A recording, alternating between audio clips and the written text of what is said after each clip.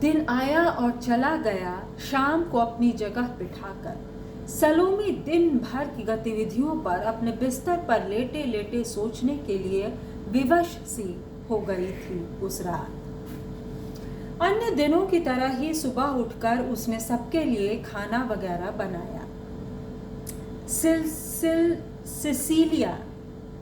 Sicilia को school के लिए तैयार की, खुद भी तैयार हुई।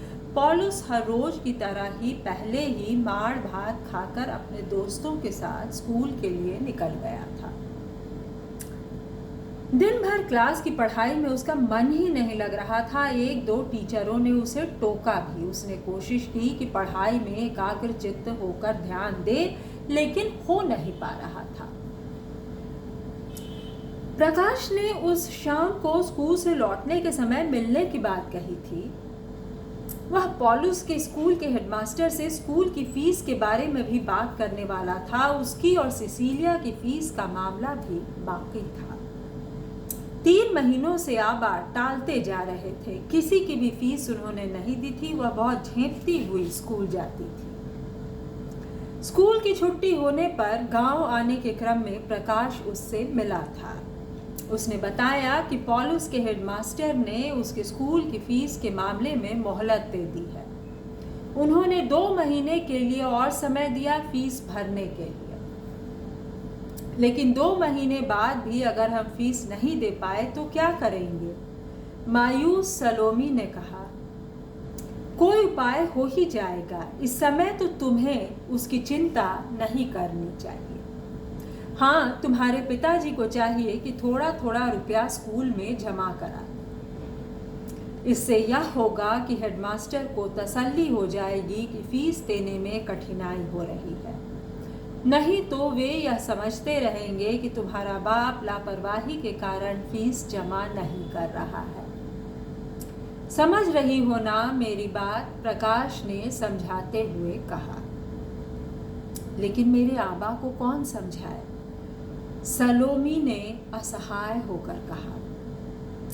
पॉलुस के हेडमास्टर 2-3 दिनों में तुम्हारे घर आएंगे। वे तुम्हारे पिता को समझाएंगे। घर की हालत के बारे में भी फादर को मालूम है। वे तुम्हारी माँ से भी बात करेंगे। बस तुम यह कोशिश करना कि घर में बच्चों के साथ तुम्हारे माँ बाप भी उस समय उपस्थित रहें। पॉलुस को हेडमास्टर बता देंगे कि किस दिन और किस समय तुम्हारे घर आएंगे। प्रकाश ने समझाते हुए धैर्य बधाया सलोमी को। प्रकाश, घर की इस हालत को देखकर सच में मुझे कहीं काम करने का मन करता है, ताकि अपने छोटे भाई बहन को अच्छी तरह पढ़ा सकूं। अच्छा काम करने के लिए अच्छी पढ़ाई भी चाहिए, इसलिए यह बार बार काम करने की बात तुम उस समय मन से निकाल दो। दोस्तों, यह उपन्यास है लौटते हुए, वाल्टर भेंगरा तरुण जी का। ये बहुत शुरुआती एक हल्का सा अंश पाठ था। इसे ध्यान से पढ़ेंगे, लेकिन इतने से आप समझ गए हैं कि हम एक ऐसे वर्ग, एक ऐसे समाज से मुखातिब हैं जहाँ पढ़ने की लालसा है और फीस देने की जुगात नहीं। तो इस तरह के संघर्ष के साथ पढ़ने वाले लोग महती काम करते हैं। हम उन्हीं की कथा आगे पढ़ेंगे। वाल्टर भेंगरा तरुण जी आदिवासी समाज के बारे में, उनके अंदरूनी जीवन, उनके संघर्षों के बारे में लगातार लिखते रहे हैं। अभी हाल में उनसे मिलने उपसाला यूनिवर्सिटी के एक शोधार्थी भी आए थे।